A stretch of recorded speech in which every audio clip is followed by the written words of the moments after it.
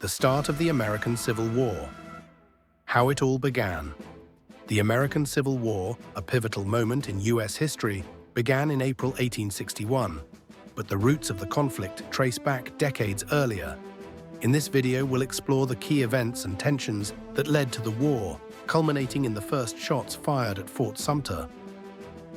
The primary cause of the Civil War was the deep-seated sectional tension between the northern and southern states, primarily over the issue of slavery. The North's economy was industrialized, and many northern states had abolished slavery, favoring a free labor system.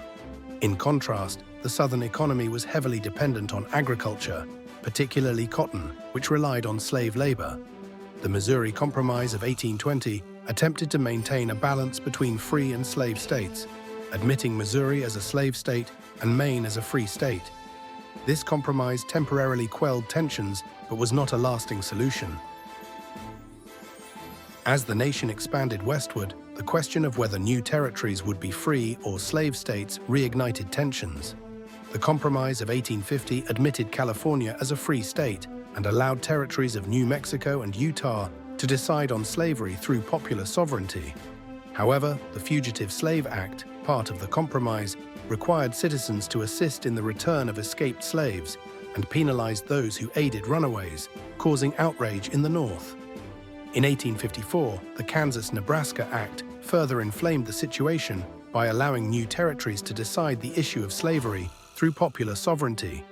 This led to violent conflicts known as Bleeding Kansas, as pro-slavery and anti-slavery settlers clashed, foreshadowing the larger conflict to come. In 1857, the Supreme Court's Dred Scott decision ruled that African Americans could not be citizens and that Congress had no authority to prohibit slavery in the territories. This decision emboldened the South and enraged the North, deepening the divide. John Brown's raid on Harper's Ferry in 1859 aimed to incite a slave rebellion.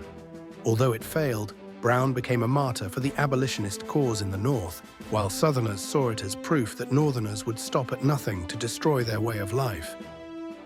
The election of Abraham Lincoln in 1860 was the final straw for many Southern states.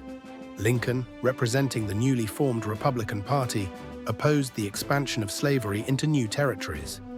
Despite his assurances that he would not interfere with slavery where it already existed, Southern states viewed his election as a direct threat to their existence. Following Lincoln's election, South Carolina seceded from the Union in December 1860. Mississippi, Florida, Alabama, Georgia, Louisiana, and Texas soon followed. In February 1861, these states formed the Confederate States of America, electing Jefferson Davis as their president. The immediate trigger for the Civil War was the attack on Fort Sumter. Located in Charleston Harbor, South Carolina, Fort Sumter was a Union fort in Confederate territory. When Lincoln attempted to resupply the fort in April 1861, Confederate forces demanded its surrender.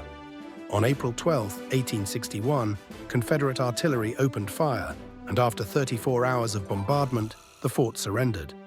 This attack marked the official start of the Civil War. The start of the American Civil War was the culmination of decades of tension over slavery, states' rights, and economic differences.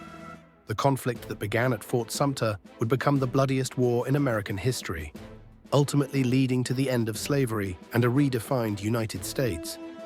Understanding these events helps us grasp the profound changes that shaped the nation during this turbulent period.